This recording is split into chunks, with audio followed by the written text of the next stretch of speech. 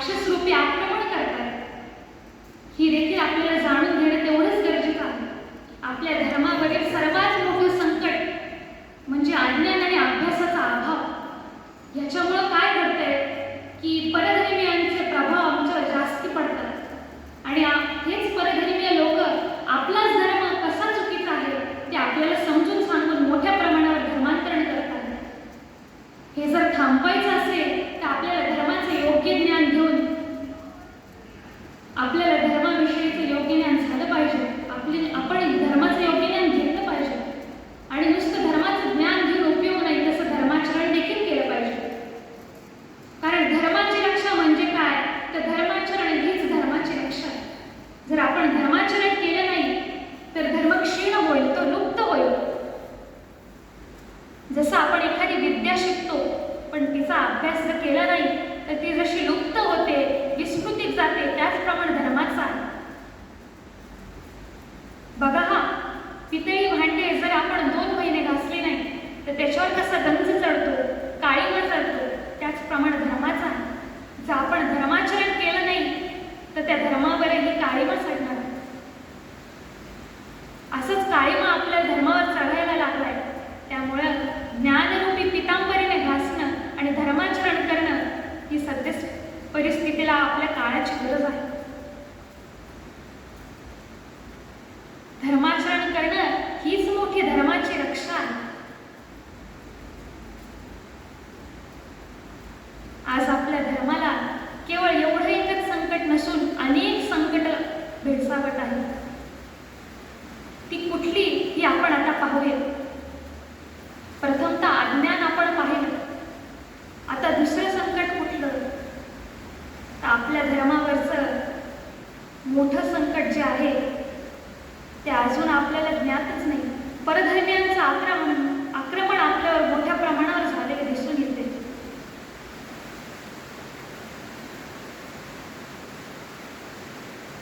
आज आपल्याला धर्म कसा टिकवावा हे इतर धर्मियांकडून शिकण्याची फार मोठी गरज आहे. का तर या क्षणाला माझ्या जीवनात घडलेली सत्य परिस्थिती, एक प्रसंग मला इथे सांगावासा वाटतो. रामनवमीच्या उत्सवात जालन्याला माझी 2 दिवसाची कीर्तनं ठरली. योगायोगानं मैत्रिणीचं घर पण जालन्यातच होतं, त्यामुळे मी 1 दिवस आधीच जायचं ठरवलं. मग काय, अहिल्यानगर ते जालना प्रवास सुरू झाला, तोही बसने आणि भर उन्हाळ्यात. आणि त्यात सुट्ट्या असल्यामुळं बसची अवस्था काही विचारूच नका. बसमध्ये साधं कोणाला बस म्हणायला सुद्धा जागा नव्हती. तेवढ्यातच एक 20-22 वर्षाची मुसलमान मुलगी बुरखा घालून त्या बसमध्ये चढली. जवळपास मी तिचं अर्धा तास निरीक्षण केलं. मी मनातल्या मनात विचार केला, एवढा 40-42 डिग्री उन्हात ती काळे कपडे घालून ती मुलगी कसं काय राहू शकते. कारण आपल्या सर्वांनाच माहिती आहे काळा रंग उष्णता जास्त खेचतो. न राहून शेवटी मी तिला विचारलं, अगं ताई, तुला एवढं सगळं घालून गरमत कसं नाही गं? तेव्हा तिने जे उत्तर दिलं ना ते आपल्या सर्वांच्या तोंडात चपराक होतं. ती म्हणाली, हां, गरमता तो मुझे है. म्हटलं, अगं मग कशासाठी एवढं घालते? ती म्हणाली, नाही, गरमता तो मुझे है, गरम तो मुझे होता है, लेकिन ये हमारे मजहब की पहचान है, ये हमारे धर्म का कानून है, ये मैं तोड़ नहीं सकती. बघा मंडळी, तिला किती त्रास झाला तरी तिने आपला धर्म मोडला नाही, आपला धर्म सोडला नाही. आणि आपल्याकडे काय परिस्थिती आहे, आपल्या मुलींना साधा कपाळाला टिकल्या लावायला, हातात बांगड्या घालायला सुद्धा लाज वाटते. त्यांचा मुलगा न चुकता 5 वेळेस मस्जिदीत जाऊन नमाज पडतो आणि आपल्या मुलांना साडे 24 नावं सुद्धा येत नाही. धर्मनिष्ठ असावं ना तर संभाजी महाराजांसारखं. त्यांनी आपल्या प्राणांचं बलिदान कशासाठी दिलं आणि कोणासाठी दिलं? त्यांनी आपल्या प्राणांचं बलिदान धर्मासाठी दिलं. त्यांच्याकडे पर्याय होता धर्मांतरण करण्याचा, परंतु तरी देखील त्यांना आपल्या प्राणांपेक्षा धर्म जास्ती महत्त्वाचा वाटला. का बरं? कारण गीतेत वचन आलेलं आहे, स्वधर्मे निधनम श्रेय परधर्मो भयावहः. माझ्या धर्मात मला मरण आलं तरी चालेल, परंतु मी परधर्म स्वीकारणार नाही.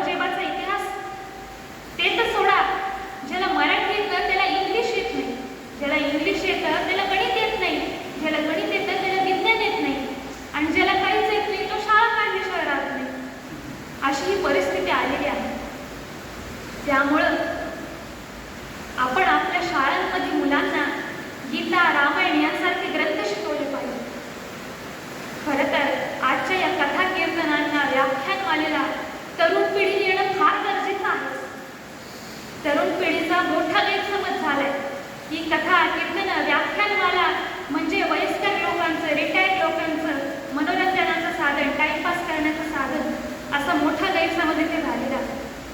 इथं केवळ देवतांच्या विषयीचं विवेचन नसतं, इथं देव, देश आणि धर्म यांच्याविषयी प्रेम आणि भक्ती जागृत करण्याचं काम कथा कीर्तनं करतात. इथे जर आलं तरच धर्माचं योग्य ज्ञान आपल्या पुढच्या पिढीपर्यंत जाणार आहे. आज जर आपल्यावर परधर्मीयांनी आक्रमण केलं तर त्यांना शस्त्राची सुद्धा गरज पडणार नाही. का हो? कारण हिंदूंमध्ये बळच कुठे राहिले, त्यांच्या मनगटात ताकदच राहिलेली नाहीये. त्यांनी साधी फुंकर जरी मारली ना तरी आपण उडून पडू. हे का बरं होतंय? बलोपासनेची कमतरता. आपल्याला काहीतरी करण्याची इच्छा आहे पण आपण करू शकत नाही, कुठेतरी कमी पडतोय. ते कुठे कमी पडतोय ह्याचं उत्तर देताना समर्थ म्हणतात, सामर्थ्य आहे चळवळीचे, जो जो करेल तयाचे, परंतु तेथे भगवंताचे अधिष्ठान पाहिजे. आज आपल्याला अधिष्ठानाची, अनुष्ठानाची कमतरता पडते. आपल्या हिंदूंच्या मुली लव जिहाद सारख्या प्रकरणांमध्ये का बरं अडकतात? कारण हे जिहादी तंत्रमार्गाचा वापर करतात आणि तंत्राद्वारे आपल्या मुलींवर बंधनं करतात. मग ही बंधनं तरी का होतात? कारण हेच अधिष्ठान, अनुष्ठान, उपासनेची कमतरता. आपला जो धर्म आहे तो स्त्रियांवरच टिकून आहे. जर इथं आलं नाही, धर्माचं ज्ञान घेतलं नाही, तर लक्षात ठेवा आपली आई, बहीण, मुलगी देखील फ्रीजमध्ये सापडू शकते. एकदा टिळकांना एका सद्गृहस्थांनी विचारलं, टिळक, आपला धर्म कोणामुळे टिकून आहे हो? तेव्हा टिळक म्हणाले, आपला धर्म अंगणातल्या तुळशी माईमुळं, गोठ्यातल्या गाईमुळं आणि घरातल्या आईमुळं टिकून आहे. हीच आपल्या धर्मातील स्त्री मग लेची पेची असून कशी चालेल हो? तिला बळकट व्हावंच लागेल. जर शिवाजी महाराज जन्माला आले असं वाटत असेल ना तर आधी जिजाऊ जन्माला येणं फार गरजेचं आहे. पण आजकालच्या जिजाऊला आपल्या बाळाकडे लक्ष द्यायला वेळच कुठे? तिला करिअर करायचंय. त्यामुळे ती काय करते, ते मॉनोराइज्ड, पॉस्चराइज्ड पावडरीचं दूध त्या बाटलीत भरते आणि त्या बाळाच्या तोंडात खुपसून निघून जाते. त्या बिचाऱ्या बाळाला तरी काय कळतो ही आई का बाटली आहे? त्या बाळाचं त्या बाटलीवर एवढं प्रेम जडतं, एवढं प्रेम जडतं, एवढं प्रेम जडतं की मोठा झाला तरी तो ती बाटली सोडत नाही. फरक एवढाच होतो की त्यातलं द्रव पदार्थ बदलतो. अहो, संस्काराचं बाळकडू हे अगदी तांड्या बाळाला घेण्यापासून सुरुवात करायची असते. का? जेव्हा माता आपल्या बाळाला स्तनपान करत असते तेव्हा तिच्या हृदयातला धर्म त्या बाळाच्या हृदयापर्यंत पोहोचत असतो. ये हृदयचे ते हृदय असं आपलं शास्त्र आहे. परंतु आपल्या जिजाऊला वेळच कुठे? तिला करिअर जास्त महत्वाचं वाटतं. आजकाल तर नवीन प्रकार सुरू झाले. तो चेहऱ्याचा रंग उजळावा म्हणून कुठली माती लावतात? मुलतानी माती. तिने चेहऱ्याचा रंग उजळतो की नाही मला माहीत नाही, परंतु आपल्या मुलींना झाशीच्या राणीच्या समाधीवर, अहिल्याबाईच्या समाधीवर न्या, तेथील चिमूटभर वारली त्यांच्या कपाळाला लावा. त्यांचा रंग उजळणार नाही पण अंतःकरण भगवं झाल्याशिवाय राहणार नाही. अशी ही सद्य परिस्थिती आहे. हे सगळं का घडतंय? अज्ञान आणि अभ्यासाचा अभाव. हो, पण अज्ञान आणि अभ्यासाचा अभाव हाच केवळ आपल्या धर्मावरचं संकट आहे असे समजू नका. आपल्या धर्मावरचं पुढचं संकट म्हणजे आपल्याला आपल्या नैमित्तिक कर्मांचा पडलेला विसर, संध्या, जप, यज्ञ यांसारख्या धार्मिक कर्मांचा पडलेला विसर. आजकालच्या पिढीला संध्या, जप, यज्ञ हे पाखंड वाटतंय, परंतु हे पाखंड नसून हे वैज्ञानिकरित्या पण सिद्ध झाले की ह्या सर्व धार्मिक कृत्यांमुळे किती मोठ्या प्रमाणावर आपल्याला फायदा होतो. आपल्या संध्या विधीमध्ये जो आपण प्राणायाम करतो त्याद्वारे आपल्या शरीरातील बरेचसे रोग नाहीसे होण्यासाठी मदत होते.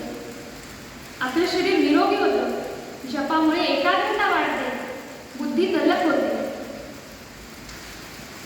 आपला हा ब्राह्मण समाज धर्मप्रचारक ज्ञान देणारा समाज म्हणून समजला जातो. परंतु या ब्राह्मण समाजाला आपल्या नित्यनैमित्तिक कर्मांची, संध्यावंदनाची, गायत्री मातेची विसर पडलेला आपल्याला दिसून येतो. एकनाथी भागवतात नाथ महाराज म्हणतात, सौरशाक्त गाणपत्यादी जाण नाना मंत्र दीक्षा घेते ब्राह्मण, परी गायत्रीचे अनुष्ठान एकही जाण न करते. गायत्री मंत्राची महती सांगताना मला श्री गोंदवलेकर महाराजांच्या चरित्रातला एक प्रसंग आठवतो. गोंदवलेकर महाराजांकडे गोविंदराव केळकर म्हणून एक सद्गृहस्थ कायम येत असत. त्यांची पत्नी सावित्रीबाई केळकर यांच्या शरीरामध्ये एका घनवट ब्राह्मणाचं पिशाच राहत होतं. जेव्हा तेव्हा सावित्रीबाई आणि गोविंदराव महाराजांकडे गेले तेव्हा हमखास महाराज सावित्रीबाईंना म्हणजे त्या पिशाचाला वेदमंत्र म्हणायला सांगितलं. एकदा असंच घडलं, गोविंदराव केळकर आणि सावित्रीबाई महाराजांच्या दर्शनाला आले आणि महाराज नेमकी पूजेला बसले होते. त्यांच्या जवळपास बाकीचे बरेच ब्रह्मवृत्त होते. महाराजांनी सावित्रीबाईंना इशारा केला, मंत्र म्हणायला सुरुवात करा. ते पिशाच एकदम ठसक्यात मंत्र म्हणू लागले. तिसऱ्या अध्यायापर्यंत आलं आणि गायत्री मंत्रापाशी येऊन थांबलं. पुढचा मंत्र तो काही म्हणायलाच तयार नाही. तेव्हा ब्राह्मणांनी महाराजांना विचारलं, महाराज हा गायत्री मंत्र का म्हणत नाहीये? महाराज म्हणाले, प्रत्यक्षात त्यालाच विचारा. तेव्हा त्या पिशाचानं उत्तर दिलं, मी जर गायत्री मंत्र म्हणालो ना तर या झाडासकट जळून जाईल. एवढी महती गायत्री मंत्राची त्या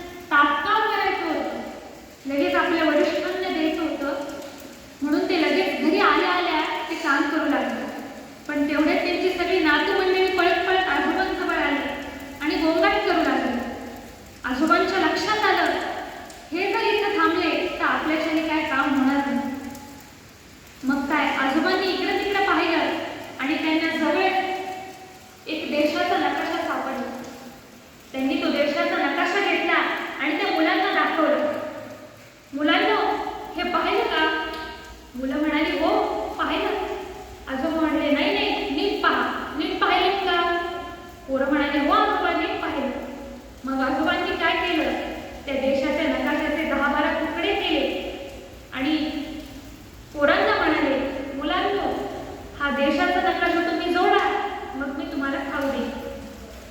आणि ते तुकडे मुलांच्या हातात देऊन आजोबा आपल्या कामाला लागले.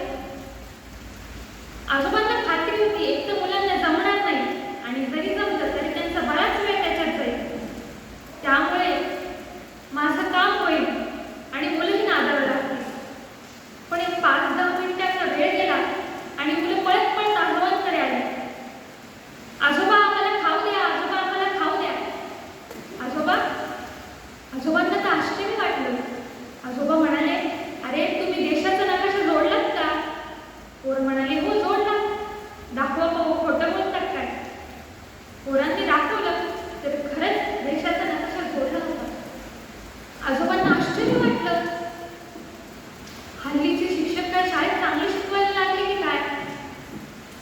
आजोबांनी मुलांना विचारलं, अरे मुलांनो, तुम्ही एवढ्या लवकर देशाचा नकाशा कसा काय जोडला? पोरं म्हणाली, आजोबा तुम्ही जो आम्हाला देशाचा नकाशा दिला होता ना, त्याच्या मागे एका माणसाचं चित्र होतं. आम्ही तो माणूस जोडला, देश आपोआप जोडला गेला. आज आपल्याला आपल्या देशासाठी, आपल्या धर्मासाठी एकेका माणसाची फार गरज आहे.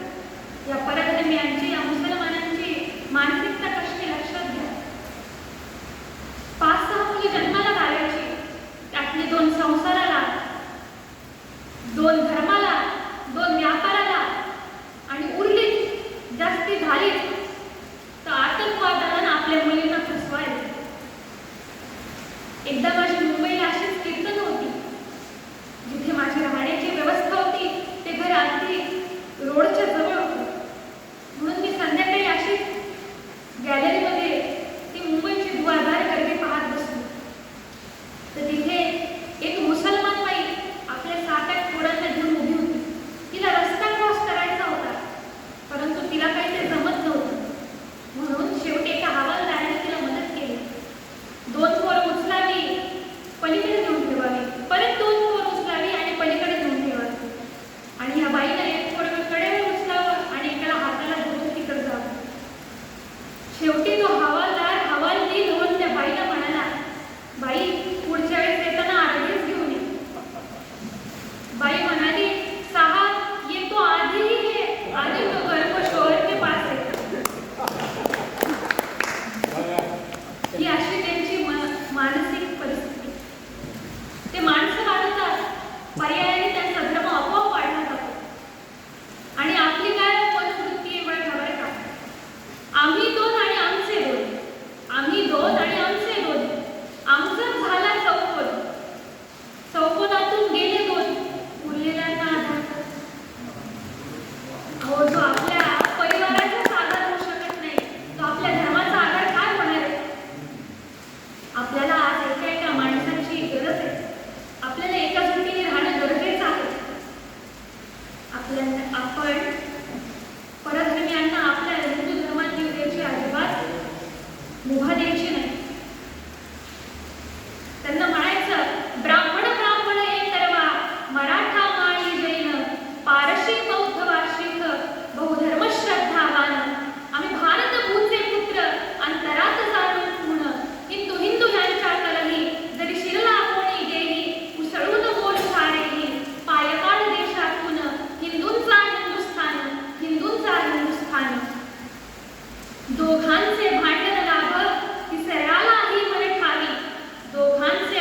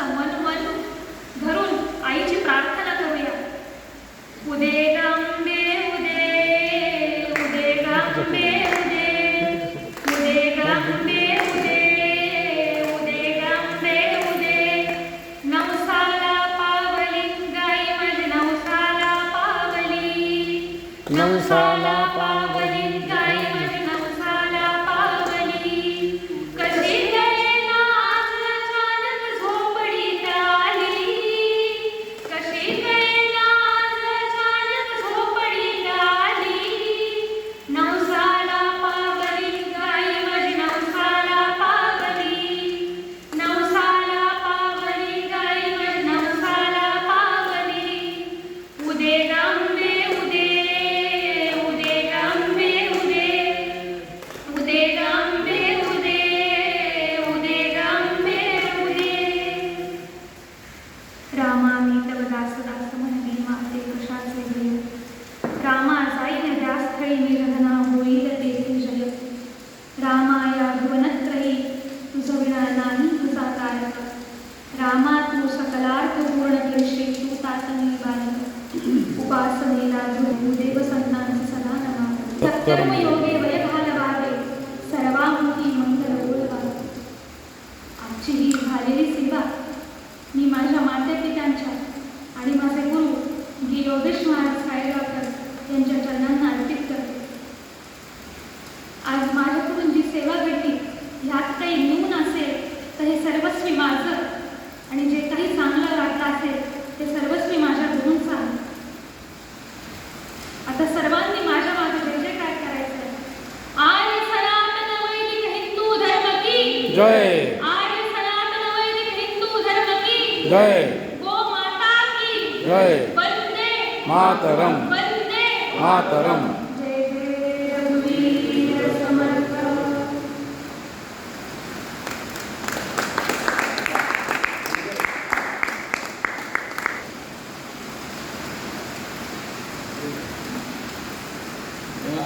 नमस्कार करतो काय नमस्कार चालू राहू चालू राहू चालूच आहे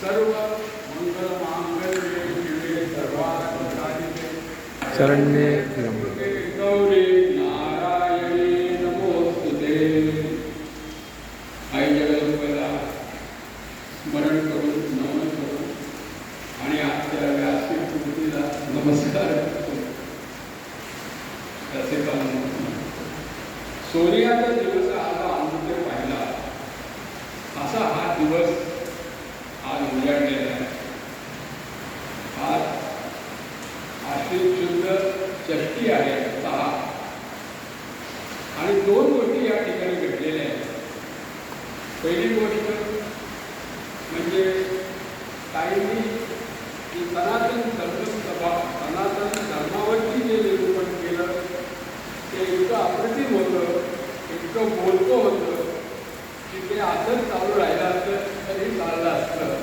इतका त्याच्यामध्ये आनंद होता इतकं त्याच्यामध्ये सार होतं आणि इतकी कळकळ होती दुसरी सर्वात महत्त्वाची गोष्ट की आज हे चिंतन जिथं घडलेले आहे चिंतन जिथं घडले ती आहे सनातन धर्म ज्यावेळेला सनातन धर्माचं चिंतन सनातन धर्मसभेमध्ये होतं याच्यासारखा सुवर्णयोग कधीही परत निवडून येत नाही आजच्या परिस्थितीत मला सांगता येणार ताईंनी जे चिंतन मांडलं त्याच्यामध्ये खूप मोठी कळकळ आहे पहिल्यांदा पाहायला गेलो तर ते जे मंगलाचरण होतं ते देखील अतिशय अप्रतिम अतिशय अभ्यासपूर्ण होतं की सगळ्यांना वंदन केलेलं आहे आणि सर्वात महत्त्वाचं म्हणजे नारद मुनींबरोबर जो आपला कळीचा नारद ही जी आपली स्वप्न आहे त्याने ती पूर्ण उपटून टाकली आणि कळकळीचे नारद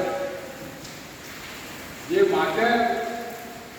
मातेचं स्टोर हे आहे ना मूवी माते नावावीण कळी प्रीती ऐसे कळवळे असे जाते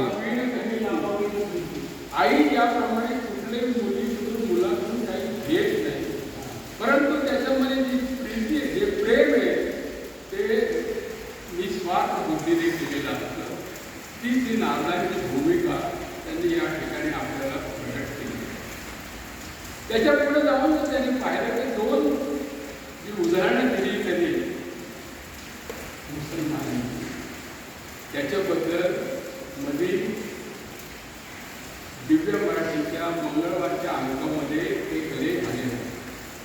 आणि तो लेख असा आहे की ती जी जात आपण हलकी समजतो किंवा गैरसमज आहे ते फक्त हे जे जाती धर्म पाडलेत ना ते आपण आपल्या बुद्धीने पाडले, परंतु धर्मामध्ये आत्मतत्व एकच आहे.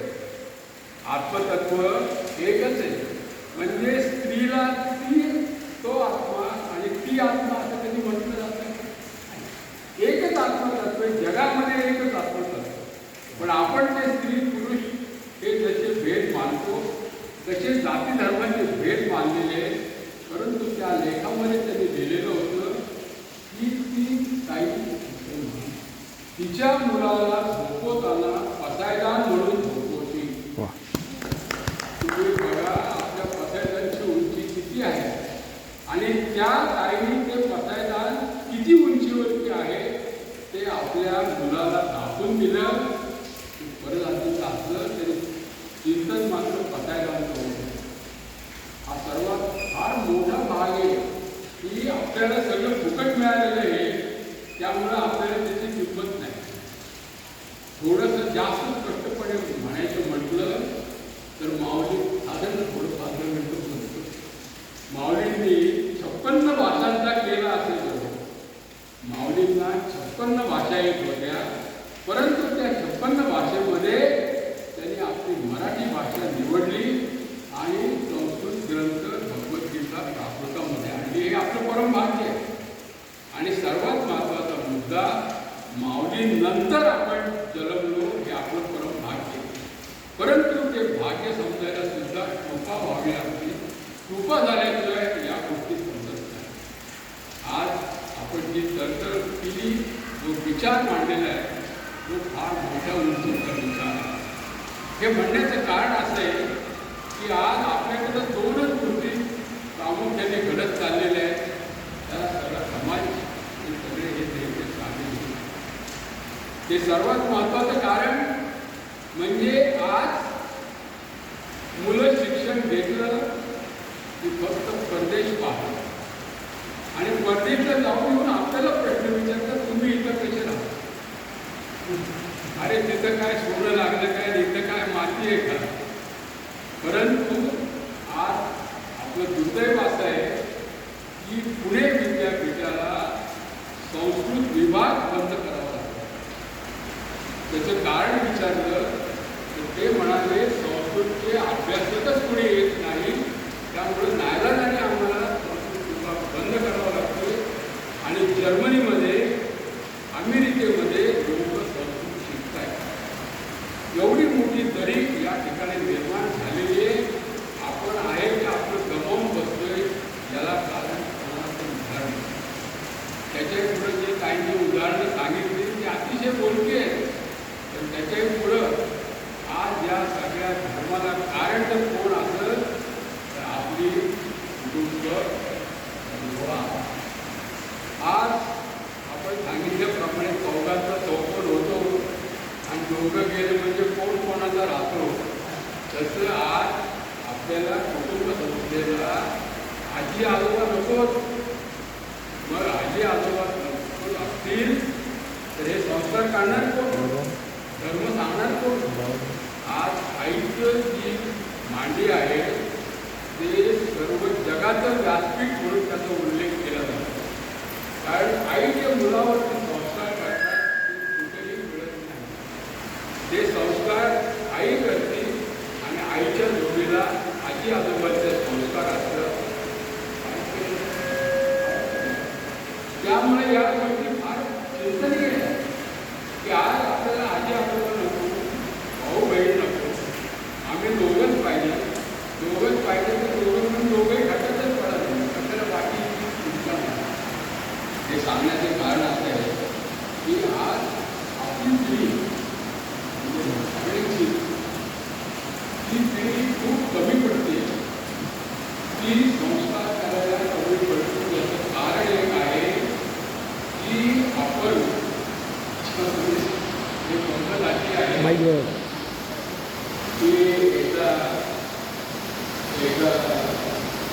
युधिष्ठिराला प्रश्न विचारला की म्हणाले साखरेपेक्षा गोड काय? तर तो म्हणला साखरेपेक्षा गोड असणारा मिळणार नाही. तो म्हणला साखरेपेक्षा गोड एकच आहे, ती म्हणजे स्तुती. आणि स्तुती जर माणसाला केली तर ती साखरेपेक्षा